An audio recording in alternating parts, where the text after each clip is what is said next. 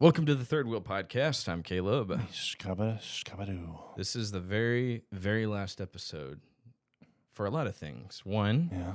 this studio, this crazy good background I put together, this took hours. Would you believe it? Yeah. Painstakingly. Yep.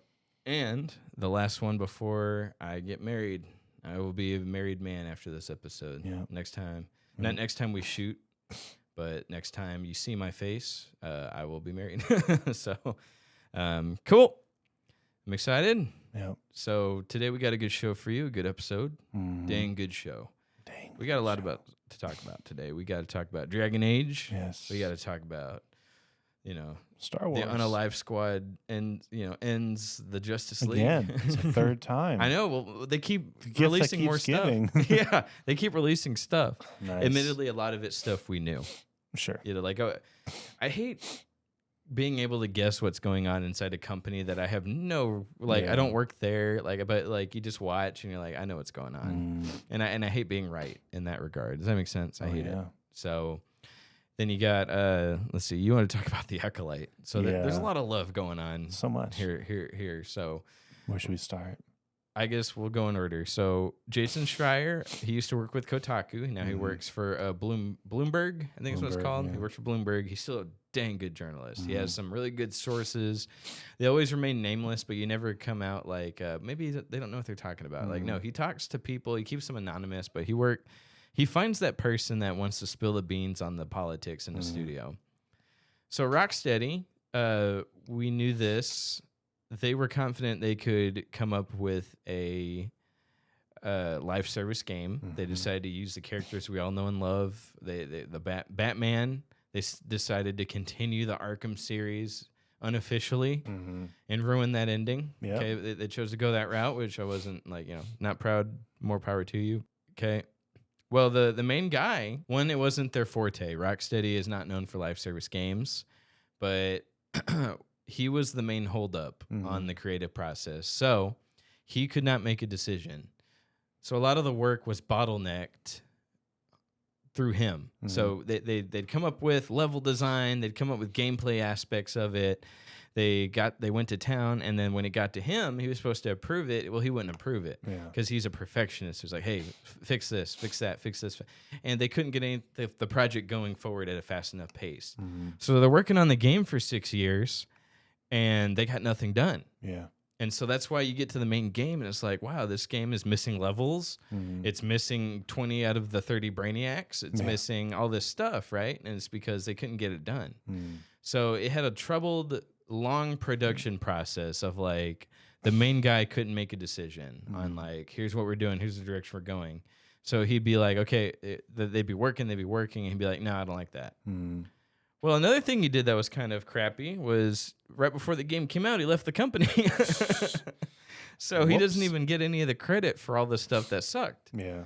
You know what I mean? He was the reason the game was being held up, and then he just dipped whenever it came out. And so now the people are left without a captain, and they don't know where they're going with the content. And it's just it's not the game's got a dwindling fan base, and it's gonna die soon. Yeah. So they dropped the Joker DLC, and nobody's happy with it. They're upset. Everything's behind a paywall. Everything's reset. You got to redo the Joker. You can either pay $10 and get Joker now. Doesn't come with any levels. He doesn't really change the dynamic of the league that much. I'm sorry, of the squad. He doesn't change the dynamic of the squad that much. Gameplay's still garbage. It's still grindy. And yeah, very disappointing. Or you can do 40, level everyone up to level 30, and then get Joker. You know what I mean? So they said they're committed to finishing what they announced. So Deathstroke, Mr. Mrs. They Them Freeze is going to come out. Of course. Okay. So they're going to do that. They're going to release all those characters, but they said they don't know where they're going after that. And Jason Schreier reports that they have very, very, they moved a lot of people over to a new game. I forget what it's called. I forget which game's coming out. Is it the Wonder Woman one? No. But they moved everyone to a game And now a skeleton crew's kind of working on the Suicide Squad. They're going to finish. And I guarantee you those other characters are already done. Yeah. And they're just kind of waiting to release them behind a paywall. Multiverses is struggling right now. So they released it. People complain there's not a lot of features, not a lot to do. But there's, it's working perfectly. Microtransaction store. So they took it down. They said we're going to restructure it. They're going to redo it. Then they re-released it. Okay. And they put new characters in it. And people hated it more because it had less stuff than the first time they released it. Right. You know what I mean? Everything's still behind a paywall. So Warner Brothers is really struggling. Oh, here's what they moved it to. They moved it to the remastered director's cut of Hogwarts Legacy. Because we needed that. Yeah. You know what? Fine. But like so much game potential that's being wasted. It's very disappointing. It's so sad to know that Rocksteady, all the people quit. You know, the main guy's gone, the guy that kind of really did the Batman games. Yeah, you know, we're never like you just can't get those people ever again. No, for the same, like what they're doing. Oh, there's a VR game coming out. Maybe that's what Batman you're thinking VR. Of. Yeah, there's an Arkham Asylum VR. Yeah, game. So that's what it's been reduced to. It's really sad, but at least we have the Arkham series as is, and it did. Luckily, Arkham Knight was a conclusion. Yeah. Like not every story gets a good conclusion. Arkham Knight did. Good enough. Most part. Not the best, but story wise, yeah. Conclusion. Gameplay wise, and I think everyone agreed there was too much. They relied too much on Batmobile. That and Joker. Ooh, hot take, but oh yeah, there's a hot take. 'Cause I like Joker a lot, but it didn't follow through.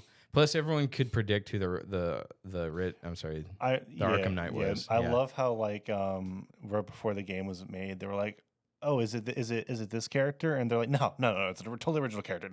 Don't even think that. Stop thinking that. Shut up." And then like, because it was the first person that everyone thought it was going to be. Right. I love how like the game's so old now. I don't freaking care about spoilers, but like, I love how like 3/4 through the game, randomly Joker's like, "Hey, remember Jason Todd?" Let's revisit that backstory that we haven't established in the Arkhamverse yet. Yeah. So, but yeah, besides my gripes, it was a good game. It was a good game. Really good. All in all, like the side quest for Man Bat. Yeah. Professor Pig. I think that was one of my favorite. I like the Killer Croc one. He's my favorite villain. You know, I was upset they redesigned him. I think he was mutated, so it kind of makes sense. Sort of. Like it fit into the story a little bit. Sure. I actually really like how just like monsters, because Killer Croc's interesting because like throughout the years he becomes more and more monstrous. I think that kind of like goes to his story, a little bit more. But was Bane in that game? I don't think Bane was in that. It was the one Arkham game he wasn't in. Yeah. Oh, I think what disappointed me about Croc was I thought they were building up to something with him. A big payoff, because like in the first game he's like, "I'm gonna hunt you down." He's gonna you beat him. It's not really a boss fight, but it's like and then at the end he grabs the Titan crate. You know what I mean? One of 3 choices actually. Right, because it's Scarecrow, Bane, or Croc, which is cool, right? But he grabs one of the Titans. They're like, "Oh man, we get to see a tightened up Croc. Oh my god!" And then the second game he's there, but there's no like real boss fight. He teases. He basically it's like a little Easter egg. Yeah. And then he like teases everyone. There's a lot. It's really cool. A lot of characters in Arkham City tease Arkham Knight. Yes. Because they're like, "Oh, I'm coming back for this. There's going to be something huge coming." Yeah. And he wasn't really. He was just DLC fight. Right. And they didn't address it. Like I just thought it was building up to something, and it was just a bonus level they sold. They did the same thing with Bane.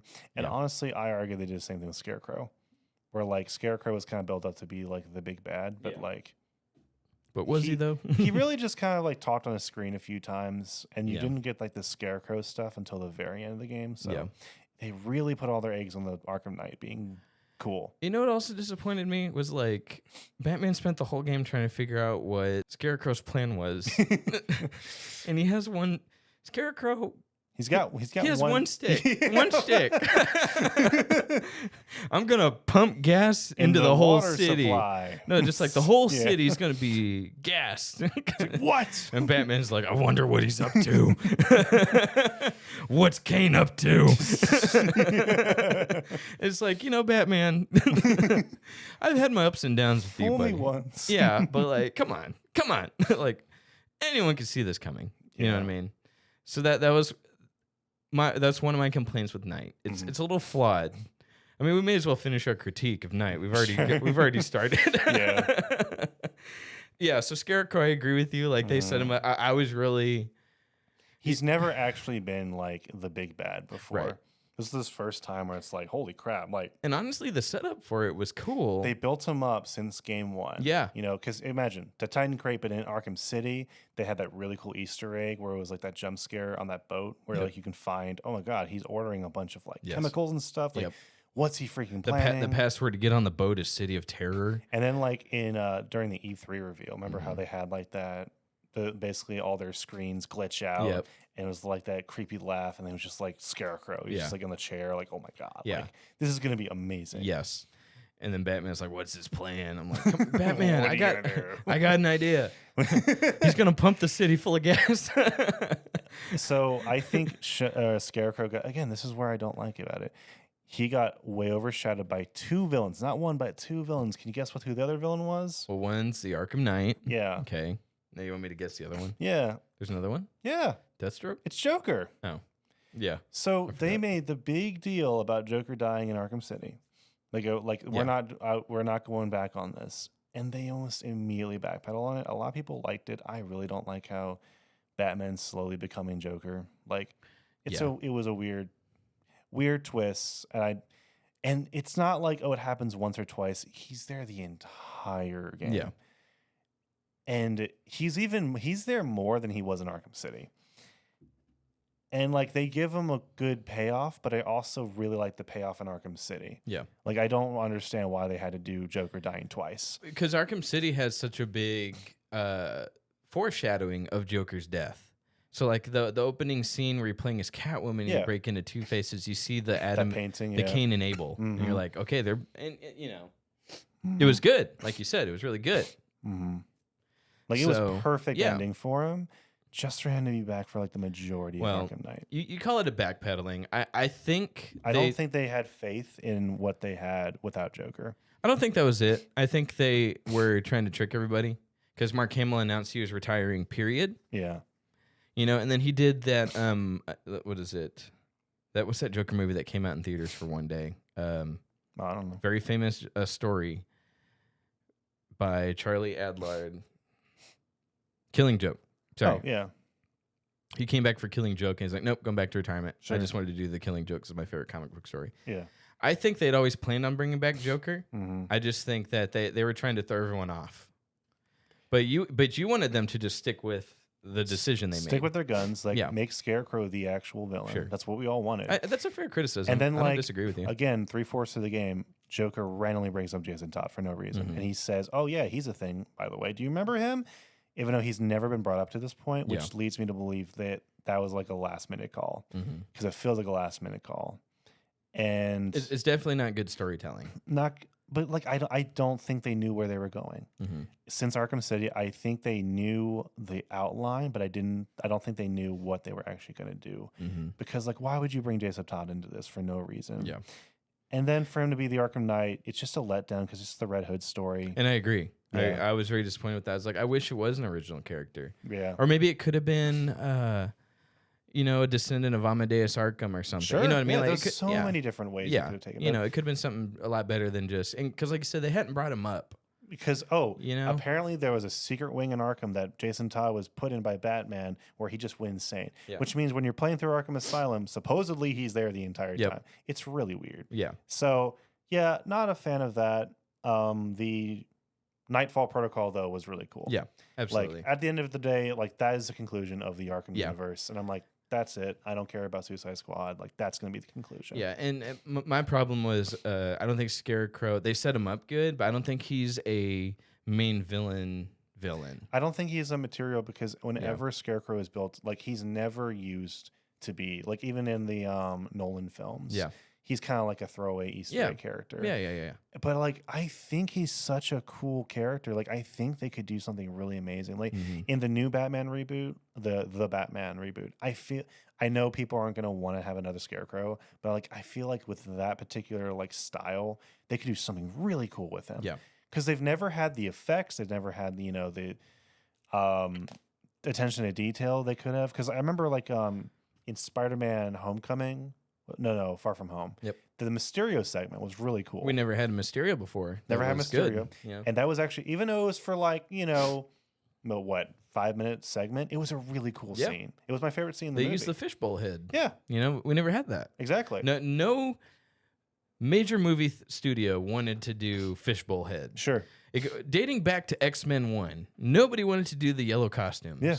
Because they even made a joke about it, black leather, really, said Wolverine, and then in the Cyclops, would you expect yellow spandex? Wink, winks at the camera. No, so like I love the Mysterious segment. Yeah, and like imagine if it was darker and in a Batman universe, that could be Scarecrow. Yeah. But no one ever knows what to do with him. Can we have a round of applause for costumes now in the movie theaters? Absolutely, they look great now. Okay, Mysterio fishbowl, Spider-Man looks like a kid. They're so memorable. Yeah, you're never gonna forget that. Yeah, Marvel Studios started the the wacky designs from the comics. Let's just put it in the movie. Let's do it.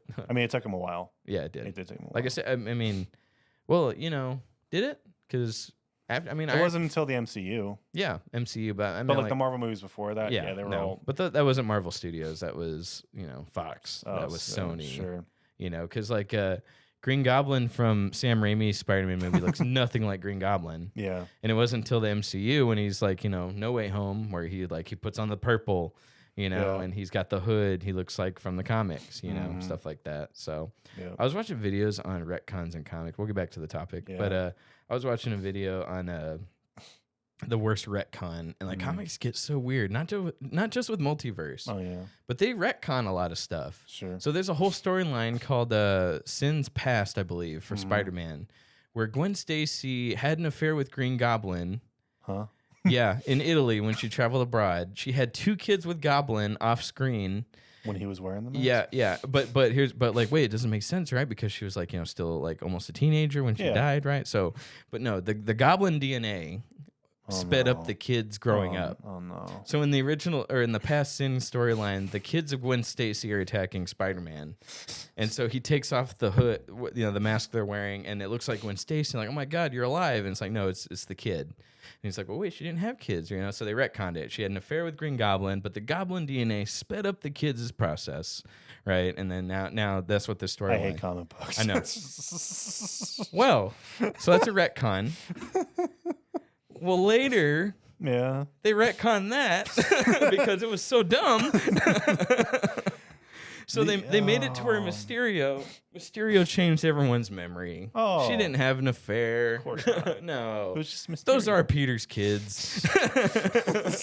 So that's what Mysterio's job is, just to clean up the mess. Yeah.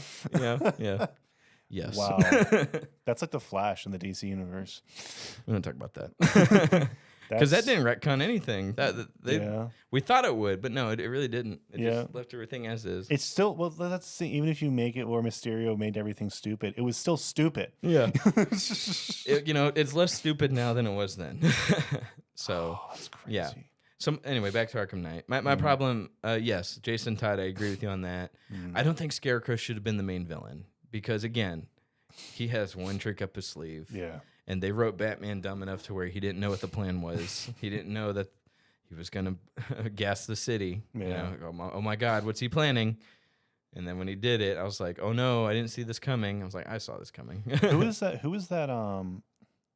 That knight? The guy who not the Arkham Knight, the other guy who's Azrael. Azrael. Yes. Really cool character. That was cool. Which they didn't really dig into his character. So a lot of the stories that were built up in the previous games were kind of a letdown. Not all of them were like a letdown, but they were all capped at with a side mission. Yeah. They weren't ever all part of the main story. They were all kind of just side content, which stinks because Azrael in Arkham City talks about the Great War. Yes. There is a war that's going to consume Gotham in flame. I'm like, holy crap. And I imagine the Scarecrow using something like that. What if he did what if half of the game, the whole city's engulfed in the scarecrow gas. You know, like Wait, but they did that. and the city's on fire. They did that at the but they very did end. that. The very end, they did That was his master plan. It took Batman the whole game to figure it out. No, but I'm saying, like, if you did that earlier, Yeah. and with that was like the game you're fighting in, right? Like the city's literally on fire. There's a war. All the characters from the previous games are going to show up who had those little cameos, like Hush, who's like, oh, by the way, I'm Bruce Wayne now. No, he just gets like suplexed. That was so disappointing.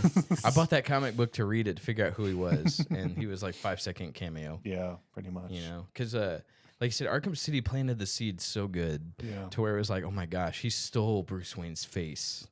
And That's awesome. Just all he does is steal money. Just he just like breaks into Wayne Manor. He gets past the front security guard. He's like, ha, that was worth it. And then Batman beats him immediately. He punches Alfred in the face, or not? He punches Lucius Fox in the face, and then Batman just kills him immediately. So it's like, boo, whatever. Yeah. Oh well. Arkham Knight had some flaws, but like you said, but the gameplay is amazing, and it's so much better than what we got 10 years down the road. Exactly. You know what and I mean? Again, like I think they really killed it with the ending, like the secret ending. Yeah. Batman using the nightmare gas like for his own, like that's really cool tie-in. Well, here's my thing was like they clearly put a lot of love into it. Yeah, they didn't just rush it out. Like do I like all the decisions they made? No, but they made decisions and they stuck. Well, for the most part, they stuck with them. You know what I mean? Like they went back on Joker for you at least. I'd argue they'd always planned that, but I see what you mean. Maybe they didn't. Maybe they didn't. I could see why you believe that way. Yeah, for what it is, it still had the talent behind it. You had people that wanted to just make a good Batman game, and they wanted to end it on a high note, and they did. Was it as good as Arkham City? In a lot of ways, no. Yeah. But some ways, yeah. No boss fights in Arkham Knight, really. Yeah. No really good boss fights. Oh, yeah, tank fights. Yeah, lots of tank fights. War of Tanks, Arkham Edition, over and over. I was upset Deathstroke was a reskin fight of the one you did earlier with Jason Todd. Yep. Same exact because fight. Arkham Origins, the one that everyone loves to hate, actually had an amazing Deathstroke fight. The highlight of the game was a Deathstroke fight. And just kind of like a little cameo. He's in a tank, and you blow him up, and he's good. You know what? Arkham Origins had more love put into it than the new Suicide Squad game. I'm sticking with that. Oh, 100%. You know, they actually were trying to capture, what made Arkham great. Yeah. So yeah. Oh well. Rocksteady, they haven't closed the studio, but this was a major hit of $200 million. Yeah, I don't see them recovering. They're not. In fact, no matter how good the next Hogwarts games does, if there is one, there's going to be. Well, is that Rocksteady? No. Yeah, they moved a lot of Rocksteady guys to go finish the director's cut. Yeah. But for Warner Brothers, that's a big loss. Yeah, and they're known for their games doing okay. Yeah. Okay. But they're suffering right now. Their only major hit was Hogwarts. Sure. Multiverses is disappointing. The last great game they made was probably Shadow of War, which was No, Hogwarts was their last great game. No, besides that. Yeah. Sorry. Shadow of War. Yeah, Shadow of Mordor. Which was years ago. Because they're trying to put everybody on the live service model. I play a lot of Mortal Kombat 1, but I do recognize that it has a lot of the same problems. Yeah. You know what I mean? So, but I still like it because, Homelander's in it. But... did you see that they accidentally leaked who the next character is? No. So in the audio files, they released Melina as a announcer. So it should be like, she'll highlight, Omni-Man, and then, round one. Well, anyways, someone went into her sound files and she goes, Ghostface from Scream. Ghostface. Yeah. And they're like, confirmed. Man. Yeah. Data mining is I know. You have to be so careful. That's why I'm careful about how much of my personal life I put in here because I just know. Hey, I know all about that. Yeah. You do? Yeah. Why is that? You're making a joke. Because I don't have my name here and I don't have my face. Yeah, no one's going to data mine you except Reddit. Reddit and 4chan are going to team up to figure out who you are. 100%. Or they just hop on the show. Bring them on. So go ahead. Did you see the guy that this wasn't on the docket for today, but did you see that one of the guys, if not the guy, I don't remember, but one of the guys that jumped in on that GameStop stock debacle that went in 2021 where everyone made like $1 trillion and they were hurting Wall Street? Yeah. Well, he lost like $200 million through GameStop. Yeah, I saw that. Yeah. I mean, that was him, right? That guy's like an investor anyway, so he kind of buys, sells, and trades that kind of money all the time. So it wasn't like, oh my gosh, he lost $200 million, like he's finished. More like it was a hit for him, but I don't think he's actually like hurting. Right. No, he's not. I just like, but Mudahar pointed that out, and I was like, oh, like if I lost that money, my mind would break. You know? Oh, sure, yeah. Can you imagine losing that much money and you're still just like, hey, welcome to like and subscribe my channel? He was streaming at the time, so he also was like, I'm good, dude. Yeah. I'm good. Yeah, that's fair. But can you imagine at the end of your video, you're like, wow, I just lost a lot of money, and then like, so anyway, hit that like and subscribe. You want more financial advice? I love that GameStop story. It's such a fun. Isn't that cool? I love it. Do you think we'll ever get anything like that again? Probably not, because people have wised up. But oh man, what? Because actual companies in Wall Street went out of business. I watched Mudahar's video, and he said there were a couple of companies that. Well, they were all teaming up. Like corporations were teaming up. Even Robinhood turned on their own users to basically save their investors, which is just crazy. But. Robinhood is in on the game, guys. Yeah. You know, you think they're working for you, they're not. No. So Coinbase, if Coinbase can screw you over too, they would. Yep. Which is crazy because I got money in there. So. Hey, when we get a new president, we're all going to be rich because everyone's going to go back to crypto. We're going to have extra money in our pockets to waste on Dogecoin. Sweet, man. Did you see Acolyte? Switch gears a little bit. Yeah, no, I did not, because I gave up on Star Wars a long time ago. I didn't watch it either for the same reason, right? However, there's this episode 3 just came out. First of all, it's the lowest rated show that Star Wars has made so far. It has like a 13% on Rotten Tomatoes. No, for real. No, it does not. Yep. No, you're lying. I'm not. It's progressive. No, I'm not. Okay. Yeah. There's people of all races in the show. Yeah, you're right. Okay. There's women characters. On that note, episode 3 is like a meme right now because it blew up because it actually. You should talk about retconning. It actually hurt the Star Wars lore a little bit. No. So you're telling me Kathleen Kennedy didn't read a Star Wars book? Well, there's this. So basically, did she watch Phantom Menace? It's about these two. I mean, I don't care about spoilers right now. Basically, the show's about these two twins. One's good, one's bad. Okay, good. We're good. Right. That's the only twist it has going for it. That they're twins. That they're twins, but it blows it in episode 1, so it doesn't matter.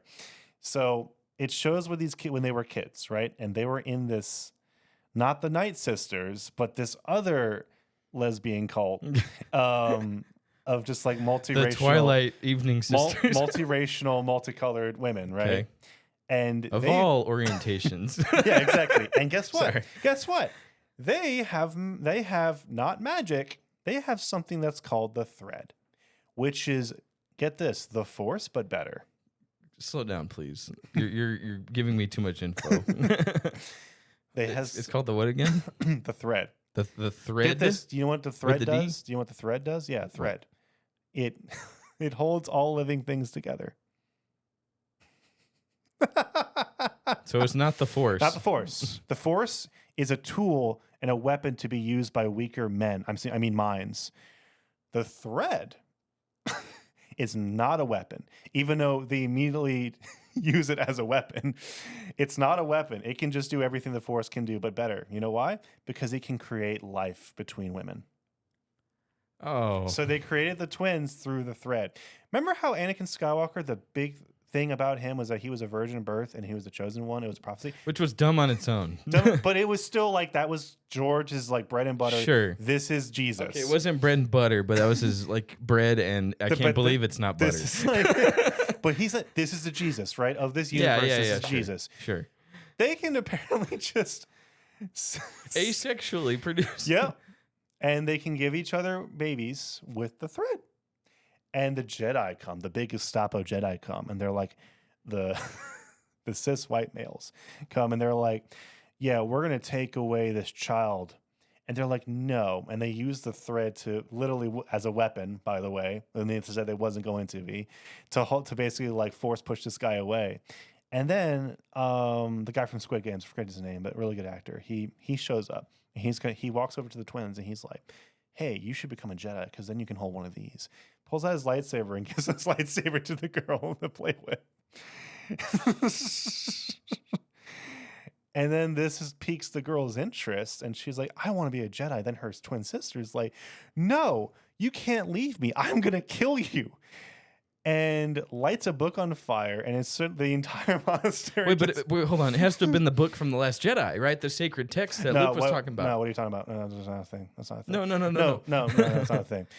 Lights a book on fire. By the way, this is a fully stone secret monastery. A ginormous monastery, like Hogwarts huge. That's secret. It's made entirely out of stone. She lights a book on fire, and in 5 minutes, the entire place is engulfed. All the cult is dead. And the sister gets saved by the Jedi, and the other one gets left to die, essentially. So that is... So she becomes the Acolyte, I'm assuming. Yeah, she becomes the Acolyte, whatever the crap that means. Yeah. Because it's supposed to be... You told me, right? It was the perspective of a Sith, right? That was you. So, yeah, it kind of is, but like not really, because I don't know what they're doing, dude. She's an Acolyte of the Thread. The Thread. So it's the Force, but better.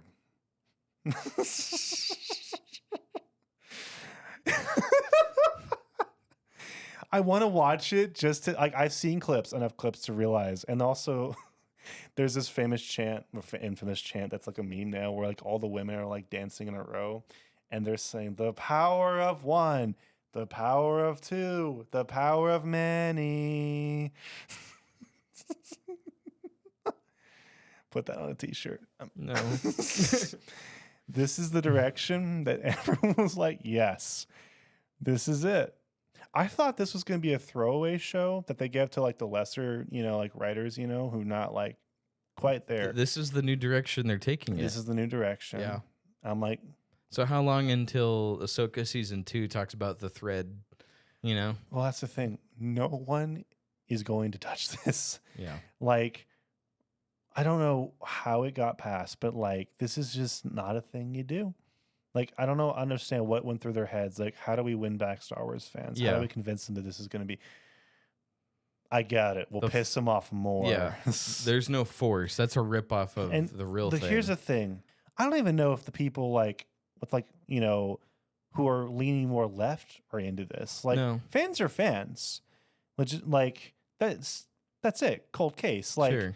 You don't mess with that stuff. Yeah. You don't say that everything that we've known about Star Wars is garbage now. Like, that doesn't actually matter. Right. This new brand new thing. Remember how pissed off fans were about midichlorians? Mm-hmm. Today, that's still a meme of how divided the fan base was over midichlorians. How like we all thought the Force worked this way, but it actually works this way instead. It's more scientific. People didn't like that.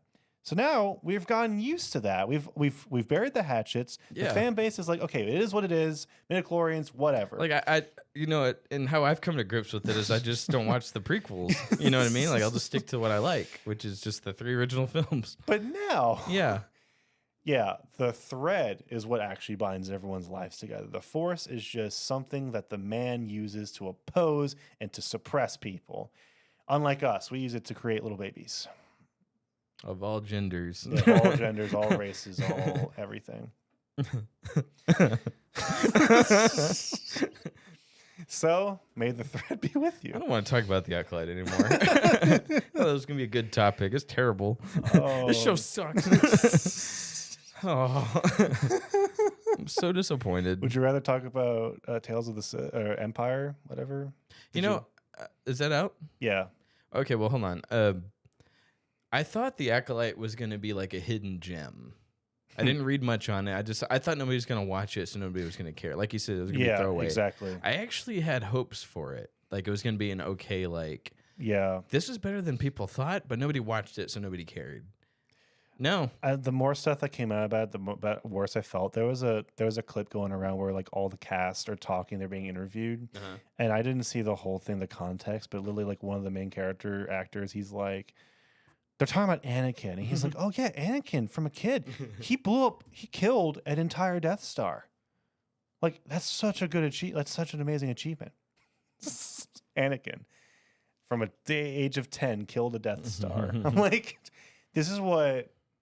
these are what like my adult parents think Star Wars is. You know? That's what my mom thinks Star Wars is. She doesn't actually like watch the films. She just remembers like key words. These people are behind creating the next generation. Well, if I'm correct, I almost said if I'm Creole, if I'm correct, the director of the Acolyte isn't super familiar with the source material. No, she didn't watch it up until that point. Yeah. And she said, instead of just watching the stuff, I want to make my own interpretation of this story. Which is somewhat okay as a premise. Unless Don't shake your head at me yet. I'm saying, no, I get it. Yeah. I know where you're going with that. Yeah. But unless you understand, take the time to understand why people like the source material. Yeah. Don't try to change it. Like, I get it. Because like the guy who made Andor, he doesn't like Star Wars. I get it. But he understood why people liked it, and he made his own thing out of it without driving too far away from what it actually was. Right. He didn't do anything that was super drastic. He kept within the confines that was already there. Yeah. This person's like, no, I want to just take the wheel and jerk it off a cliff. You know, like she's like, she sees the wheel on a car, and she says, "I'm going to put a cartwheel from Walmart on this truck instead. It's just, but keep the other tires the same." But crazy. And like, again, this is going to be every single show now, because like even in Tales of the Empire, which I didn't even like that much, it was a little bit of a letdown. I didn't watch it. So it was originally supposed to be kind of like Tales of the Sith, but they made it Tales of the Empire. But like, it's kind of like, I'm sorry, which one are we talking about? You're talking about Tales of the Jedi right now? Tales of the Jedi was the first one. Yeah. Tales of the Empire is the second one, Okay. second season, whatever. Okay. Right. To the Tales series. You didn't care for Tale of the Jedi. I really like Tales of the Jedi. Okay. Specifically the Count Dooku stuff. Yeah. Which was really, really freaking cool. But you don't like Tales of the Empire. No.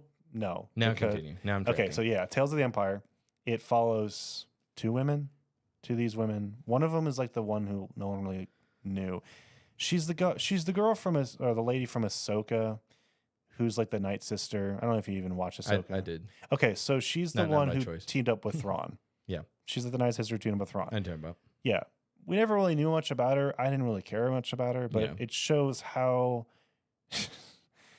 she kind of rose to power. How I get this. She's put in a situation. You know what the TIE Defender is?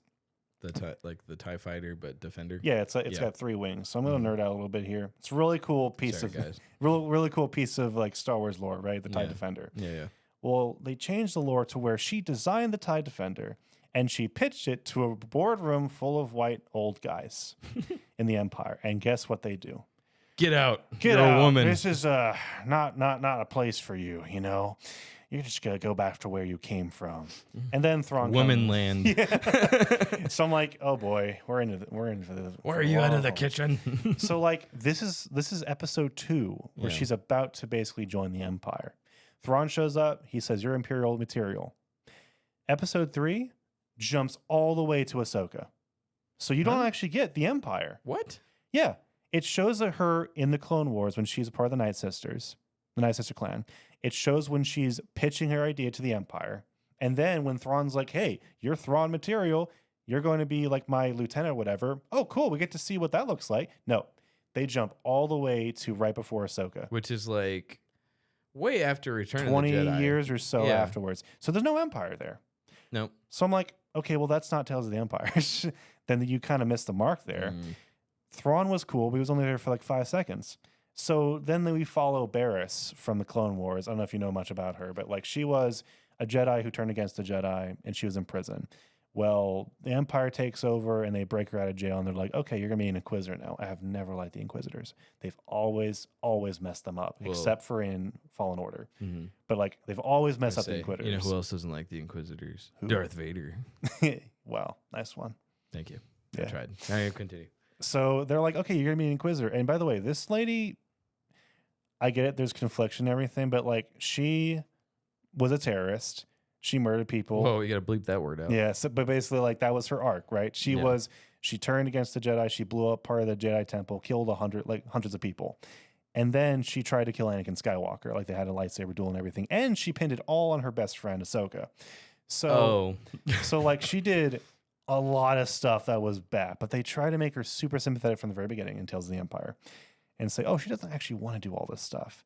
So they put her through the Inquisitor trials and she becomes Inquisitor. She kills her friend or whatever. And she becomes like the next Inquisitor. The next episode, it actually, for the first time, this is like episode 4 or 5, where you're actually like seeing the Imperial perspective, where her and another Inquisitor go to a town. They pull a freaking Homelander and they slaughter a whole bunch of people. And then they say, "Well, we need to find the Jedi. We heard they live up in the mountains." And I thought, oh, that must mean there's a whole bunch of Jedi, right? They live up in the mountains. Don't do this to me. They climb the mountain and there's lying. one Jedi. You're lying. I'm not lying.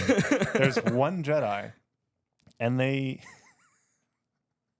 stop. And Don't do this to me. they wound the Jedi, and then they're like, "Oh, the Jedi is dying, right?" And they're about to walk away, and Barriss is like, "No, we can't leave them to die." And I'm like, "Okay, if you're a Nazi, are you going to respect your target's if you're the Gestapo?" As long as they respect, she's because like her friend and the Inquisitor friend, she's like murder children, like she is like evil, okay, but she's respecting the guy's pronouns the entire time. This is gonna be a hard. We cannot let them live. I'm like, what? This is gonna be a hard episode to do clips on. That's why I'm They're like, gonna cancel us. No, but I'm like, okay. That's confusing. Yeah. Like, that just wouldn't fly in real life. Right. Like, I don't care what side, whatever. You can have your pronouns or whatever, but like your enemy won't think that. That's why I'm just like, my whole point around this is that they are pushing and pushing and pushing this agenda that really is. That's what freaking, what's his name? CEO of Disney currently. Bob Iger? Bob Iger. That's what he's talking about when he says we need to actually pull back a little bit because it's getting in the way of the storytelling. Yes. Acolyte, prime example. Tales of the Empire, we had a little hint of that. And I feel like it's one of two things. Either they really do want this to be what Star Wars becomes, make it their own thing, or they're trying to piss off people to get people talking about it. Like, I don't know, maybe it's a little bit of both, but I'm just like, I'm tired of it. You know, I'm tired of this amazing franchise, this world-known franchise being toyed around by these people who have no business being in the pilot's command, in control, you know? Like, I don't even know where they can go with it. Right. Because it's not like they're going to stop. No. It's just going to keep on going. Yeah. Like, so yeah, that's where I'm at with Star Wars right now. It's just so disappointing. And I'm done. I try not to hop into the bandwagon of the message, the agenda. Critical Drinker loves to be the message. Yeah. She loves that. Yeah. You know, and I try not to be that guy. I try not to hop into that bandwagon of like, you know. Me neither. Absolutely not. Everyone's woke. I think like everyone. I'm anti-woke. I'm trying to get away from that. But Sure. what you're describing to me is like, it's hard to say those people are exaggerating. Right. It's hard to be in that camp right now. Exactly. You would have to turn a blind eye and ignore things. And I'd have to admit the worst of all. I'd have to admit that I was wrong. And that's when I just don't want to do. Careful. Yeah. So, dude, that's just entertainment nowadays. Screw you, Disney. You made me say I was wrong. Freaking Disney, man. But yeah, again, it has nothing to do with my political beliefs or whatever, whether those be. And actually, my personal beliefs might surprise some people if they actually knew what they were. Yeah. It's really just me being like a fan of great storytelling and seeing, again, it could happen either way. Currently it's just happening one way. Yeah. Where like this real, again, we go to these things for an escape. We go to these things so we can be inspired to create, you know, to be better, you know? But it's just that's what trying to turn us into what they want, you know, whether it be conservative or liberal, you know, it's trying to make us what they want to be, you know. And that's what I don't like. George Lucas, when he made Star Wars, it was just to, well, it was for 10-year-olds, you know, it was to inspire 10-year-olds. There was a light side, there was a dark side. Pretty basic, you know, like, oh, some of it can be applied to real life. Sure. Like you can, or you can just make it to where it's its own little confined universe. That's it. But this stuff is so clearly just commentary on like what's happening right now. It's not even commentary. Yeah. They're not even saying They're anything. not actually opening up a conversation. No. They're just telling you what to think. Yep. They're telling you what, oh, well, these people think this. And if you don't, then you're bad. Like, pretty simple. Right. Yeah. But before a show even comes out, they have the articles ready. Yeah. They have the story they're ready to spin. Oh, yeah. They hate us because we're black. Yep. They're mad because we got a black woman actor like that. Yeah. Those people are just waiting. They're standing by with each product that comes out that replaces a character that is normally played by a white person or a white woman, and they just do a gender swap. They just do a color swap. Right.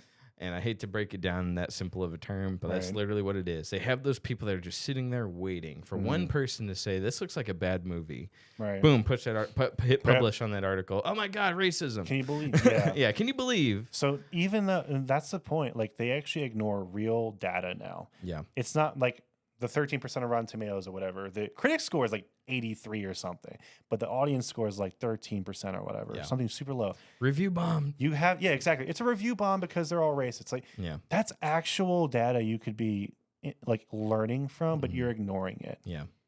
So I used to not like the critic. I mean, I'm sorry. I used to not like the audience score. That's the only one I listen to. I don't. I'm still holding on to critics score of like, they look at it objectively from a non-biased perspective. I don't believe they do anymore. I think they haven't been doing that for a long time. You can't see a divide like that and look at a show that what the Acolyte is and tell me, oh yeah, this is actually like peak perfection. You know, like this is near, like this is like top tier stuff. Like, no, like the critics are all bought into it, most of them at least, like for the majority. Like that's why I looked at the audience score. Yeah, it can be review bomb, but on Rotten Tomatoes, I think it's a little bit harder to do that. It at least gives me a good idea of like what public perception is. Yeah. And that's what companies should be looking at, not the critic score. They should be looking at the audience score. Yeah. At least a little bit more than they are. Like, where is this actually going? You know, like, are we actually making people happy? That's the whole idea of what they're doing. We need to, yes, make money. They're a business. I get it. But also, we need to make people happy. They're not going to make money if no one's happy. Yeah. You know what I mean? And that's I mean, I'm not trying to bring the whole discussion back to this, but that's why fast food restaurants are struggling, is because no one's happy. Yeah. You know what I mean? They're not happy with the price. Yeah. So well, that, same and concept, so yeah. no one's going. No one's going to eat. Yeah. You know, and people are buying groceries instead. So yeah, I really just hope. Unfortunately, I hate it. I hate like punishing people who have nothing to do with the decision making. You know, like you could say boycott Acolyte, but then it's like, oh, well, about all the people who worked hard on it. For this case, I kind of hope that people do boycott this show because it's not going to stop until people stop themselves. Yeah. You know, because like again, if they kind of print those articles like, oh well, we're just getting hated because of this, or the show's that bad, that just causes more people to want to go see it. So they're actually getting their viewership. Maybe not as strong as something like Andor or Ahsoka. Right. But like if it's hated enough, yeah, people are going to see it. Same thing happened with the Belma. I was going to say, that's literally my example. You reached down my throat and ripped out my example. Got it. Thanks a lot. Ha! Is that an idea? Is that an original thought? Mine. No. Yeah. Velma season 2. Velma, yeah. How? Yeah. Meat Canyon's fault. I blame it. Is probably him and Moist Critical, definitely. Yep. Yeah. Because a lot of people were like, I'm going to watch it to see if it's that bad. Yeah. And I'm going to get all my friends together. We're going to all make fun of it for a night. Well, they've won. Yep. If you do that, they've won. If you talk about it, they've won. You give them attention, they've won. It's the same concept. I read an article that, I don't know if it was Kathleen Kennedy. I don't want to put words in her mouth. But somebody at Disney that's high up is very upset about light and dark side. Yeah. Because dark side implying that black people are evil. So like it's time to change with the times. It's time to change dark side and light side to something else. there was like this promo I saw a few years back of like the next generation of Star Wars, and they had a whiteboard and they were showing like highlights of this studio and everything, and on the whiteboard it was like saying all the things that won Star Wars, and one of it said, "We are not pro-war." Missing the concept there. Stories? 10, episode 10. Star Tales. I'm like, no, you've gone too far. Yeah. You know, you can still put that in there because Lord of the Rings is anti-war. The Hobbit, like, there's a bunch of points where Bilbo is like, you know, war is really dumb. I don't understand why people decide to go to war with each other. There's a lot of that in there, that commentary, but it's about real issues, not social issues. So like you can like, here's the thing. If you want like actual real good example of commentary of like something that can be applied to the real world, you're going to laugh so hard at me. But I think George Lucas actually was onto something when he put politics in Star Wars. Cuz like it's for a younger audience, and he's introducing younger audience to actually pretty complex issues. Oh yeah, border disputes. I love that. Instead of the Jedi going to Tatooine to rid it of slavery, they were talking more so about border stipulations. Doesn't that make a lot more sense though? No. But to me, that's way more realistic. Guardians of Truth and Justice, my butt. Because like that's the big criticism of the Jedi, right? They got too complacent and became more reliant on the Republic. That's what was their undoing because Palpatine was able to ascend to power. That to me sounds like something that could happen in real life hypothetically, if this were to all happen. And the fact that how the Confederacy, the big bad guys of the Clone Wars, Actually, they were just a whole bunch of people who wanted to like sustain from the Republic, and Count Dooku, a really tyrannical, like evil man, just so happened to take control of. It was actually a unification of like people who just didn't want to be part of the corruption of the Republic anymore. I'm like, shut up. What I'm saying is, it's Sorry. stuff that I'm getting used to my new CPAP as machine. a kid, he showed me in a way of how politics can be interesting as a kid. I'm so interested in it today because of like watching Clone Wars and watching like the first few prequel movies. Like, it's interesting stuff. Are you telling me as a child, you walked out of Attack of the Clones and said, man, those politics really opened my eyes to real world issues? Or did you go, Yoda was doing all these jumps and spins and... Okay. I want your honest opinion here. It actually wasn't like a big deal until episode 3. When it really started coming down to like again, the grab for power. And then like again, it felt like something that happened. Like he must have been inspired by something that happened in real life. He's really smart that way, where like he can take something from history and he implements it very well. And he doesn't just stamp big Nazi on it, and like make it super obvious of what it is. It's something that could happen to us. That's what's cool about the prequels, is that they take the heroes and they can show the evil and corruption that can happen under their noses, Can you tell me why a republic has a queen in it? Huh? A republic, It doesn't have a queen. Yeah, it does. No, it doesn't. Queen Padme Amidala. She's Queen of Naboo, you dingus. But then why are they part of the republic? She's an ambassador. Just saying, it makes And no also- sense. and His also structure she- makes no And sense. also, she gave up her queen title To do what? Be a senator? to be an ambassador. Yeah. So why was she forbidden from loving? Can senators not love? No, she wasn't forbidden from loving. Anakin was. What? Did you watch the movies? No, yeah. I'm a senator. I can't. Well, That's a 'cause line she's- from the because film. She's like because she's like, I'm high status, essentially. Like, she's gonna be noticed. She wasn't forbidden from love. She was. I'm a senator. I can't. It's wrong. I'm a senator. Because That's she's literally a line because from he's the a film. Jedi. He's a Jedi. That's why. That's not what she And said. because she's such high status, that is what it meant. That's what it meant. When fans have to connect the dots for George No, Lucas, you can't just I'm just not come up happy with these with problems it. and be like, well, it's like when you come up with the issues in the Bible. Well, it wasn't said directly, so it must not be true. It's like, no, think of the environment. Think of the context matters. The context of the matter. It was Anakin's a Jedi. He can't be seen with a senator. That would be a scandal. Duh. Wow. God, was I wrong? They're so well written. Shut up. Maybe I don't like sand either. I never said he was a great writer. I said he was a great story builder. Yeah, sure. He had, like M. Night Shyamalan, Lucas had great ideas. He just needs he needs a ghostwriter to come in. Yeah. Can you imagine if it was still George Lucas, but with Disney's money to hire writers? Yeah. We'd get some decent films. Oh, yeah. Because that's what happened with the original trilogy. Like, yeah, he wrote the script, but he had people there telling him what to do. He directed it, but he had people there to help him edit, to help him do all this stuff. Well, he didn't actually. I don't think he didn't direct the original trilogy. No, he didn't. Yeah. He did the first one. His name's on it. Yeah, the prequels he directed and wrote. And you can tell. Shut up, man. It inspired little boys like me to be big boys. Well, Yeah, you turned out okay. that's So what I'll I'm give you saying. that. That's what I'm saying. You're okay. You lived. I'm more sure I survived the prequels. I'll make a movie called Unbroken. I survived, George. It's just me watching episode 3 in my room as a child and then coming back, processing it through therapy. I remember I used to like the old Lego Star Wars game because we didn't have Spotify back then.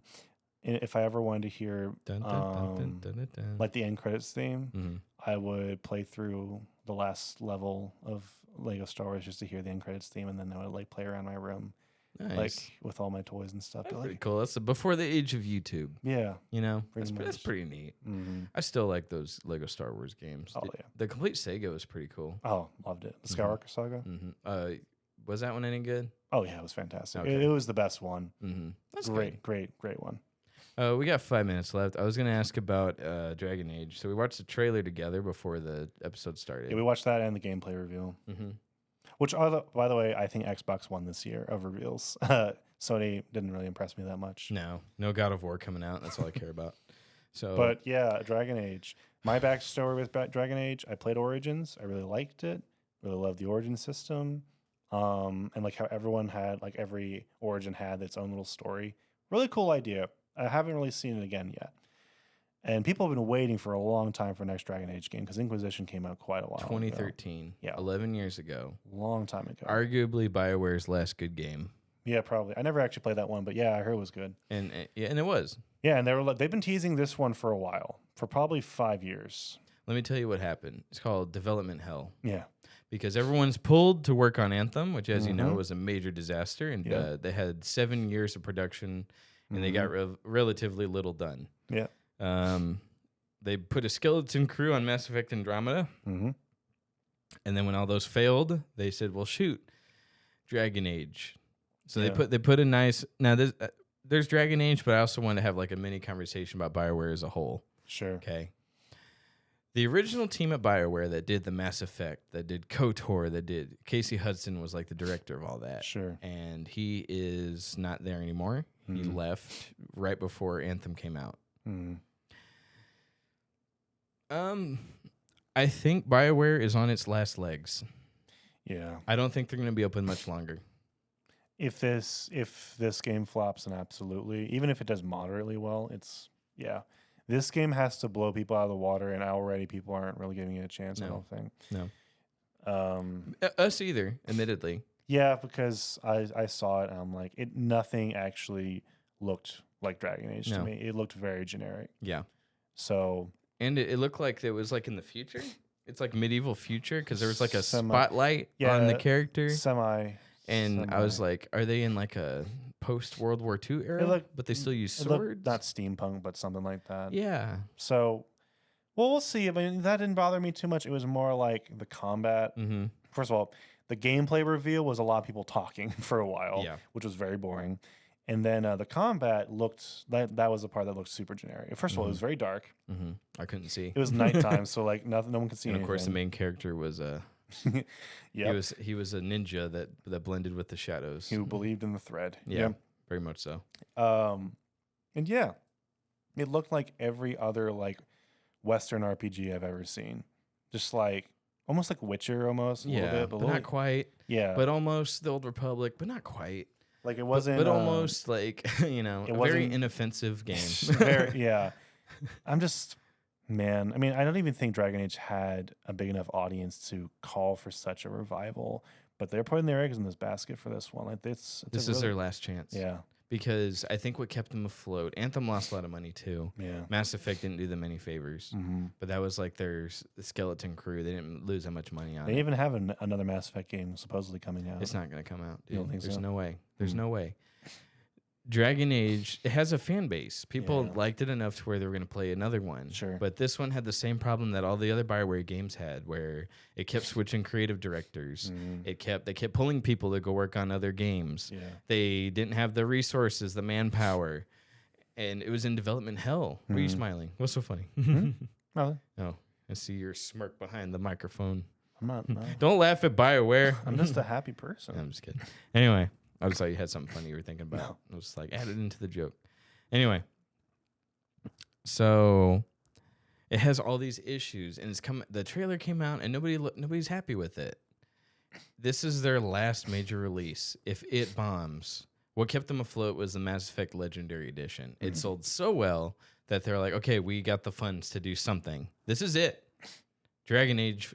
It went through a bunch of names too. It was Dragon Age 4, then it was Dragon Age, Dreadwolf, and now it's whatever this is called. Yeah. And it looks not that great. Yeah. It's not a live service, so maybe it'll be a Baldur's Gate 3. Like, oh man, they really surprised us. But if it sucks, BioWare's gone. We're never gonna get another Garrus, Liara. We're not gonna get another Liara. Sorry, I just betrayed my woman. We're never gonna get another Mass Effect game. It's not gonna happen. BioWare doesn't even own the Old Republic anymore. You know what I mean? Now it's that other studio. Yeah, which is like, oof, that's rough, man. It's over. It's rough, buddy. We're losing a really good company. It's really easy to blame EA, but I really can't at this point. I can blame them for Anthem. That's like blaming Warner Brothers for Rocksteady, you know? Yeah. And you can blame them for trying to make everything a live service, and that's what hurt Anthem, and that's what kind of hurt BioWare a lot. But is it their fault Dragon Age sucks? Probably not. Mass Effect Andromeda, no. I can blame BioWare. Yeah.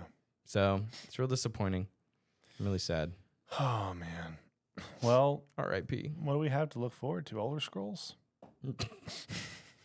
Oh yeah, I want to talk about Starfield. I forgot. Yeah. There's nothing new. I just want to talk about how bad it was. I just started playing that again, actually. Again? Yeah. Well, that's the end of this episode. Thanks for watching. Don't forget to like, subscribe, hit that comment section, guys. I'll meet you there. Yikes, bro. You like it? Kind of. Okay. Like the Hey. shipbuilding's really cool. Okay. And then what else? I'm waiting. There are some parts where it's like, oh, that was cool. And then some parts are like, oh my God, that is the most boring thing I've ever done. Like time waster. And you don't feel good after it. But then like there are some parts I'm like, okay, that was worth it. And then like other parts I'm like, no. My biggest gripe with Starfield is that everything feels like, I was thinking about this last time I was playing. It feels like a theme park attraction. Not like a real world you're living in, but like a sci-fi theme park interactive experience almost. Everything's just a little too clean and perfect. It's not like grit. It's missing texture. It kind of feels like episode 7 of Star Wars when it came out. Everything's just a little too clean and perfect and spotless and more of like an attraction, an interactive experience rather than like an actual story, a real world I'm looking at. It doesn't feel like it. The fact that so many NPCs are unkillable. I've always had that problem with Bethesda games. That Obsidian doesn't have the problem with, mind you. Nope. Bethesda games always had that problem because I'm like, this is a world. Like, I should be able to kill who I want, you know, like, but no, there are, again, it feels like it's just railroad. Now, you can do a lot of stuff, but once you get like to a mission, usually there's only one route you can go. There's hardly ever a chance where you get to make a choice. It's either, oh, I can pay this guy off to do less stuff, or I can do more stuff and not pay this guy off. Like that's the extent of it. There's not like evil things you could do or good things you do. If you're a space pirate, you're not supposed to play the game that way because the penalty for being like criminal in that game is criminal. Like it's unplayable. The way like the bounty system works, and just like you don't get to be who you want. Yeah. And like from the very beginning, the game forces you into the main quest. Bethesda games usually don't do that, but this game forces you to pay attention to the main quest. Like you get stuck with these boring people who talk about boring things, and then like 6 hours later, you're free. It takes so long to get there. Yeah. And that's why, like, part of it, I'm like, I can't forgive Starfield for that. I'm really just waiting for mod support, proper mod support. Yeah. It hasn't come yet. I heard a lot of people are giving up on mod support because the game's just not worth it. I mean, it's not like bad by any means. It's just probably the most boring Bethesda game ever. Yeah. And like, again, there are some fun parts of it. And the shipbuilding is really, really cool. I think it's actually super well done. There's some flaws in it, but like I get to make stuff in the game that I haven't been able to like make before. You know, it's like the fact that you can make a big Star Destroyer, you know, and like actually like walk inside and add little things to it, you know, like and add your own weapons and stuff. Like it's really cool. But man, like nothing about like the story hooks me. The characters don't hook me at all. Like it's just boring. I want to go shoot up a town and claim it as my own, but no, you can't play like that. Can you get a whole planet that's yours? Yeah, well, that's another thing. So they did the same thing that other No Man's Sky did. We're like, oh yeah, billions of planets you can go visit. Well, every single one of them is procedurally generated. Yeah. You get like a big sandbox of nothing. Yeah. Flat nothing. Yeah. And the base building aspect, I already don't like survival games, but like you have to be able to, first of all, in order to like build a base, you have to accumulate resources. You have to either buy them or find them. You have to get a ship that has enough cargo space to put them on the cargo ship. Then you have to fly to the planet where you want to build your base, and the ship will randomly land in a random area. You can't pick exactly where you want to land, and you have to drag all this cargo one by one to wherever you want to build your base. And you have to. It's so boring, dude. I'm just legitimately like, it's so bad. And that was a big selling point. I'm like, I don't care. I wish it was like 5 planets. Yeah. Not really well done. Obsidian level planets. Yeah, not these stupid AI generated like whatever they did. Yeah. I'm like, I hate that. But Shaps, Todd Howard says it's supposed to be boring. I know. It's supposed to suck. I know. That was the point. It just works. Everything just works. Just like this podcast. So that's it for today, guys. Thanks for liking, subscribing. Yeah. All the things. Hit that bell. Ding the dong. What? Yeah. Get it all done. All right. We love you guys. We're going to see you next time. I will be a married man next time you see me. Farewell. Bye. Bye-bye.